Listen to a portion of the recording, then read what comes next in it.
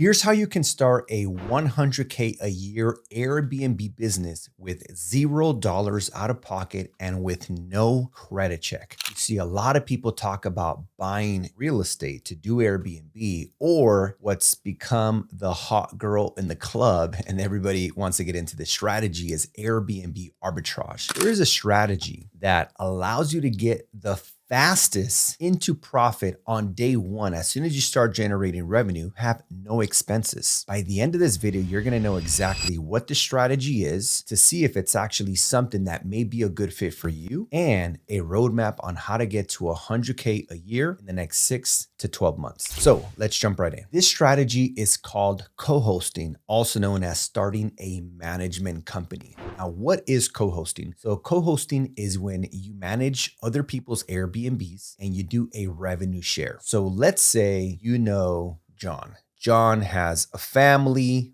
businesses, he's got a lot going on, and he wants to have Airbnbs on his existing portfolio of properties that he already owns. He just doesn't have the time to deal with cleaners and maintenance, communications, check-in and check-outs. And there could be anywhere from 4 to 10 guests each and every month. There's a lot of turnover. It's like a little hotel out of your single family home. And so John doesn't have the time, but he's willing to pay you a percentage of all of the revenue that comes in exchange for you operating the business. The benefit to John is he gets the outcome without having to do the work. The benefit to you as the co-host is that you start generating passive income from Airbnb, well, semi-passive income, without actually having any money invested into the deal because you didn't buy it, you don't own it, you're not subleasing it, you're not doing rental arbitrage, so there's no rents, no deposits, you didn't pay for any furniture, you didn't pay for any photography. Owner John is paying for 100% of all of the expenses and all of the upfront capital required to get the business up and going. You're essentially going to implement sweat equity. You're going to run the business, optimize the listing, manage the pricing, manage the guest communications. You're going to coordinate with the cleaners and maintenance, and you're going to do a revenue share. Typically, it's an 80-20. That means for every $100 that come in, $80 goes to John, $20 goes to you as the co-host. Now, I keep asking myself, why is nobody talking about this strategy? The reality is, over the last 4 or 5 years, post 2020, Airbnb arbitrage just became so popular that that's what everybody began to focus on. Now, for the last 4 or 5 years, in addition to Airbnb purchasing and subleasing, I started implementing the management model. You see, when I started in 2017 with my Airbnb business, I started with the purchasing strategy. 2 years later, in 2019, I started with the subleasing model. In that same year, I started to manage other people's Airbnbs. I figured, hey, I already have a team of cleaners in that city. I already have a team of maintenance people in that city. I already have an in-house property manager and a virtual assistant that handles all the communication. I can make an extra $1,000 to $1,500 a month by managing other people's Airbnbs. Why not? It doesn't add any more hours to my schedule. Now, yes, I got to pay my team to operate those additional listings, but it's like a 90% profit margin to myself. So it just became a no-brainer. So in this video, I really want to break down how you can potentially get into co-hosting and see if it's even actually a right fit for you. Now, you might be asking, Jorge, you gave us a really good overview, but what are the exact responsibilities of a co-host? So let's go over it. The 3 main operations of running an Airbnb business are as follows. You need somebody to clean the property. You need somebody to do maintenance from time to time. Now, those 2 people have to be at the property physically at all times, right? They can't operate their responsibility virtually or over the internet. They got to physically clean it and physically do repairs or fix any leaks or anything that's going on. Now, the beautiful thing is that the 3rd component of the business can be completely virtual from your phone while you're on vacation or while you are in a different part of the world. You do not have to be at the physical location of the Airbnb like you do with a hotel.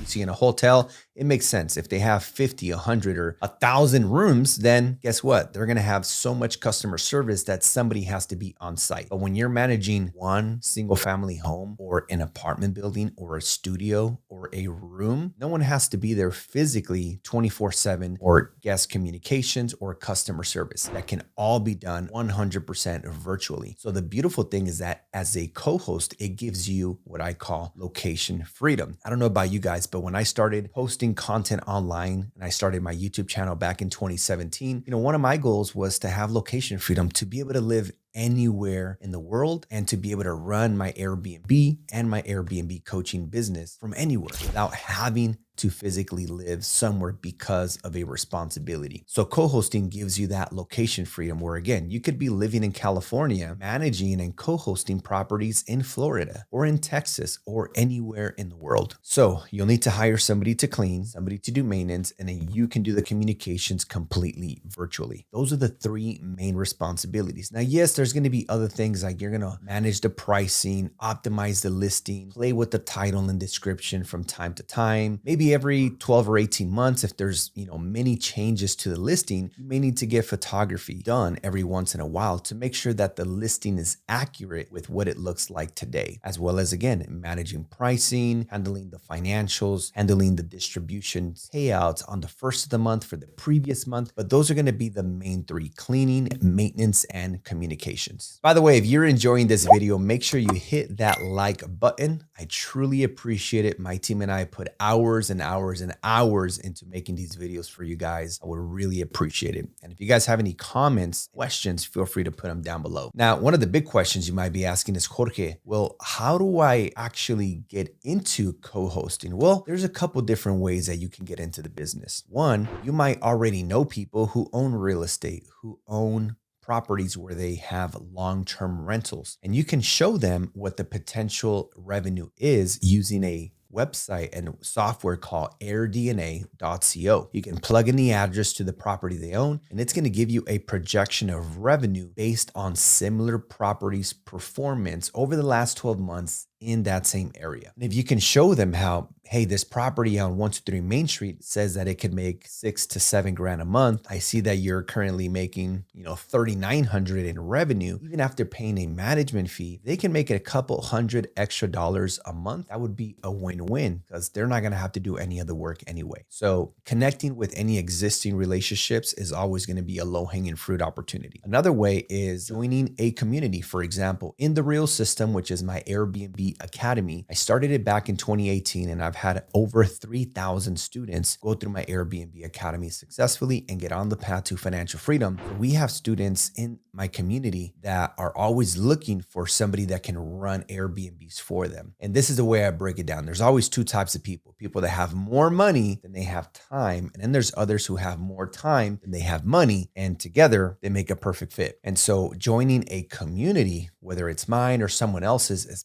going to be a great way to get co-hosting opportunities because, again, there's already a certain level of trust and connection because you all invested in yourselves and you are a part of the same community. Another way is going on Facebook and joining Facebook groups that say Airbnb hosts, vacation rental owners, STR host. There's going to be different verbiage and acronyms, play with the words and letters, but you're going to find that there is short-term rental communities in every major city in the US. And if you don't find one in your area, you can always start one and become the expert and authority in that city. And people will want to work with you because you are the owner of that group. Another strategy is going on Instagram or Facebook and letting your audience know, or your friends and family know, that you are now operating Airbnbs. And if they want somebody that could either help them start a new property or take over an existing listing, to send you a DM and explore possibilities. You can also go on meetup.com, set up a profile, and start attending real estate networking events in your area to be able to attract and create opportunities. You also might be wondering, Jorge, what can I charge? Well, again, it's very normal to charge 20% of the gross revenue. Now, I've had students start at 10% and then go to 15 and then 18 and then 20, and anywhere there is fine. The idea is you want to get your first deal done because then it becomes real. I don't care if you get 5% on the first deal. It's about building your track record, building your confidence, and gaining momentum, making it real for you. Because once you do, you can go and get the next one and rinse and repeat. I always say this about real estate: 100% of the people that do not get their first deal never get their second deal. So you want to knock down that first domino, which is the hardest one, and go and get your first deal. With that being said, guys, I hope you guys enjoyed this video. Make sure you guys hit that subscribe button,